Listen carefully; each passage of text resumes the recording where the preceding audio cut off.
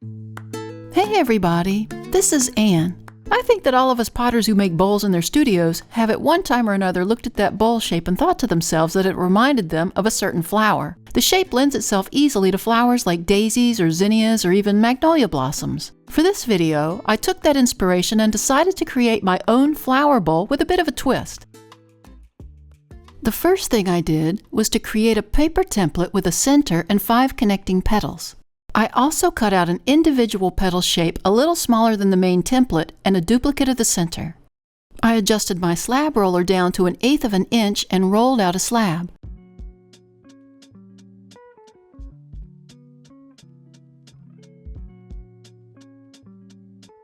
I placed the slab on a piece of plastic wrap and ribbed the slab on both sides to compress the clay and smooth out the canvas texture.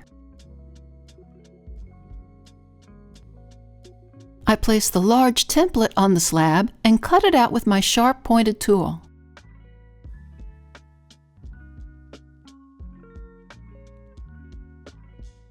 I was careful to lift each part of the template when cutting the lines between them.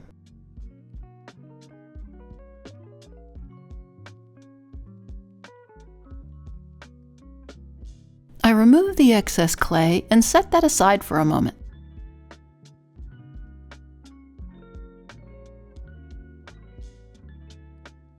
I took out a piece of linoleum that I purchased at the craft store.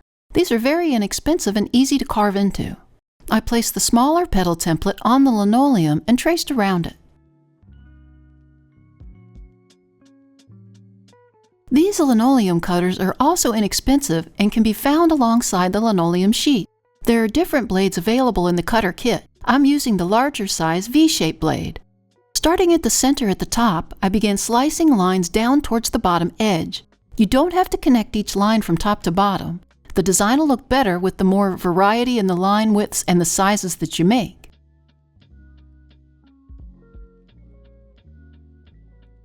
Once you're happy with that, you can cut it out with scissors. Here's one I made earlier. To prepare the clay for construction, I placed that duplicate centerpiece in the center of the slab and stuck it down. I placed the linoleum carved side down on the first petal with the arch side touching the template, then gently peeled up the side petals and began stamping. The stamping technique that worked best for me was to gently push down in the center, but push down only a little bit harder along the edges in order to thin the bulky clay down, creating thinner petal edges.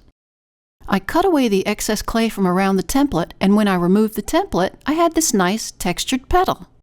Now let me give you a closer look at the technique on this second petal. You can see I peeled back the edge of the side petals so as not to mar them in the process. This footage shows how I'm pushing harder along the edge to thin them down a bit. For the cutting, I started at the edge of the petal and cut straight to the linoleum corner, then flush around the curved edge. On the other side of the petal, again I started where the petal meets its neighbor and cut straight to the linoleum corner and around.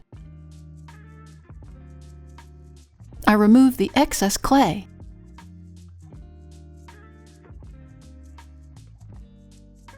I peeled up the linoleum to reveal the second petal.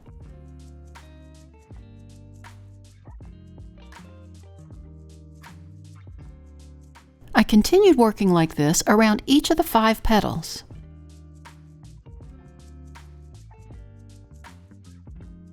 I peeled back all the side edges from the plastic and worked each edge with my fingers to round and soften them. Notice that I left the right sides of each petal peeled upward. Next, I rolled out another slab. I used that center template to cut a circle from that slab.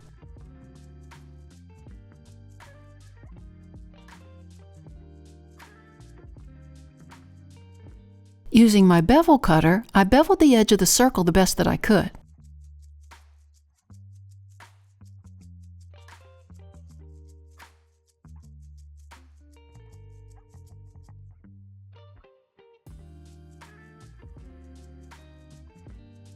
I turned over the slab and placed the template back on it to make sure it was still round. Now back to the flower slab. I slipped the left side of each of the petals. You can score it if you prefer, but since I already textured the slab and it was soft, I didn't see the need. I lifted the plastic up and gently placed the slab down into the small styrofoam half sphere. I gently lowered it in and made sure that each petal was overlapping correctly. I pushed the center to the bottom. To connect the petals on my first pass, I made sure the plastic was out of the way, then pushed down on the very edges of each clay petal to connect them and seal the seams.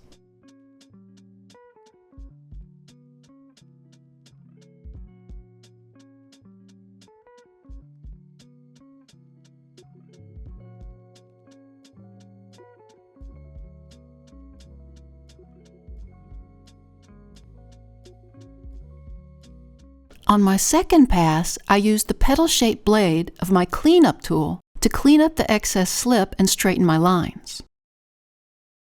I can also use that blade to add a few extra texture lines to any corner that may have been erased in the process.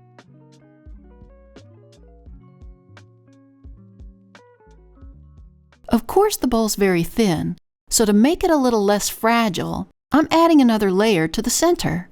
I scored the center and the bottom of the slab circle. I slipped the center and attached it to the slab.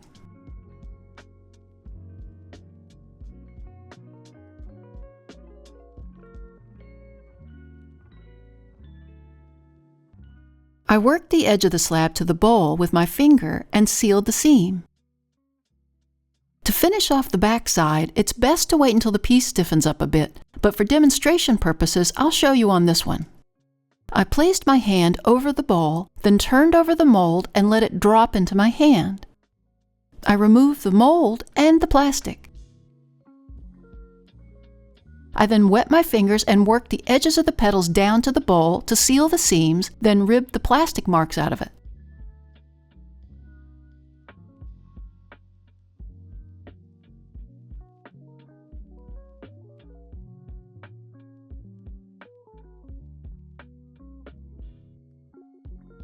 For the foot of the bowl, I rolled out between 3/8 inch to a 1/2 inch slab. I ribbed it and centered it onto the banding wheel. I actually used this roll of tape as a template for cutting my paper template, so I thought it was the perfect size to cut my foot. I cut around the outside and the inside of the roll.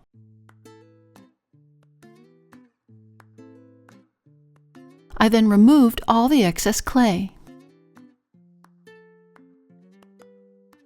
I worked the top edge of the foot so it was beveled inward.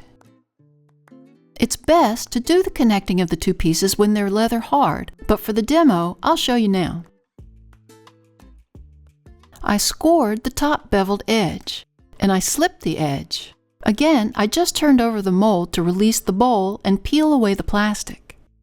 If this bowl were stiffer, of course I would center and score it as well, then place it over the foot, making sure the placement was just right.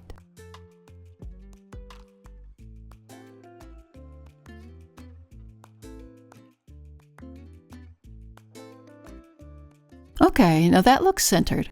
I like to press down from the center of the bowl to begin the connecting process. Then on the foot, I use the back side of my finger to push the clay against the bowl to seal it.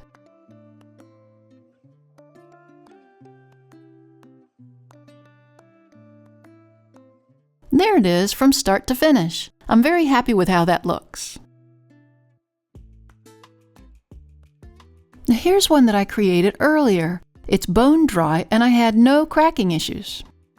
To decorate it, I used my atomizer to spray underglaze on the petals using a heavier layer along the edges, then brushed layers of underglaze in the center and the back side. I glazed it with C11 and fired it to cone 5. Here's one that I tried with a larger flower petal template. I wanted to see if it would crack or warp on a bigger bowl. I was very pleased that there was no cracking and warping wasn't noticeable. I've added free templates for this project in the link below and a link to the linoleum sheets and cutters in case you need them so you can follow along. We want to welcome the newest members of our Little Street Pottery Research Facility team. If you'd like to join the team, check out the links to buy me a coffee or super thanks. It also really helps us out if you hit that like button and subscribe to the channel. See you next time in the studio.